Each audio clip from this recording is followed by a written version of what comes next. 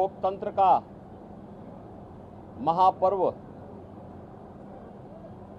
लोकसभा चुनाव 2024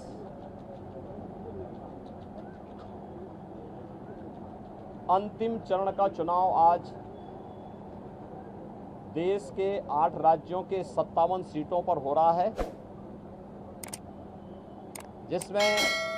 उत्तर प्रदेश की 13 सीटों पर भी आज पूर्वी उत्तर प्रदेश में मतदान हो रहा है। पिछले 2.5 महीने से अधिक समय से जो देश के अंदर आम जन की आकांक्षाओं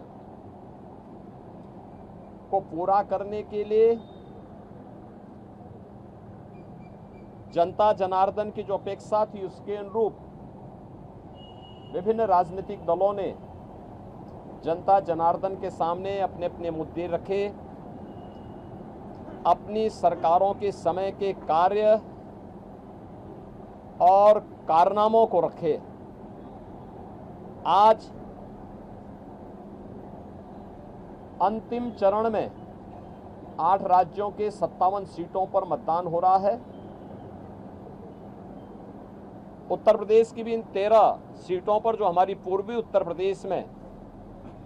महाराजगंज, गोरखपुर, कुशीनगर, देवरिया, सलेमपुर, बलिया, घोसी, गाजीपुर, वाराणसी, चंदौली, मिर्जापुर, रावड़सगंज, ये सभी सीट्स हैं। इन सब पे इलेक्शन प्रारंभ हो चुका है। मौसम की विपरीत परिस्थितियों के बावजूद भी मतदाताओं ने जो उत्साह दिखाया है, मैं सबसे पहले उन सभी मतदाताओं के प्रति हृदय से आभार व्यक्त करता हूं जिन्होंने लोकतंत्र के प्रति अपनी आस्था को व्यक्त करते हुए भीषण गर्मी में, टेम्परेचर इस समय 50 डिग्री के आसपास जा रहा है, जो संभवतः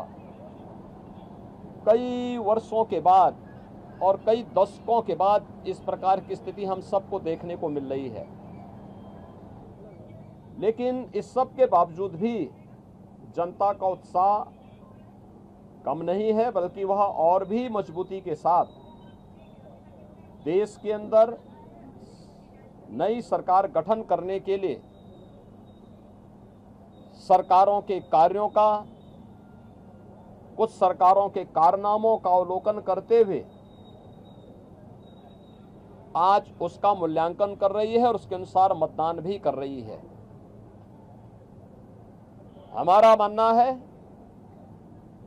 कि देश के अंदर जो समर्थन प्राप्त हो रहा है उसको ध्यान में रखते हुए हम कह सकते हैं कि 4 जून को जब जनता जनार्दन का फैसला आएगा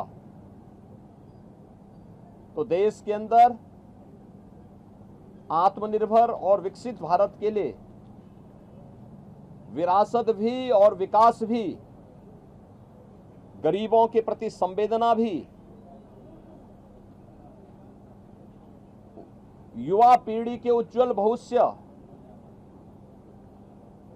जिन लोगों ने और जिन पार्टियों ने, जिन सरकारों ने काम किया है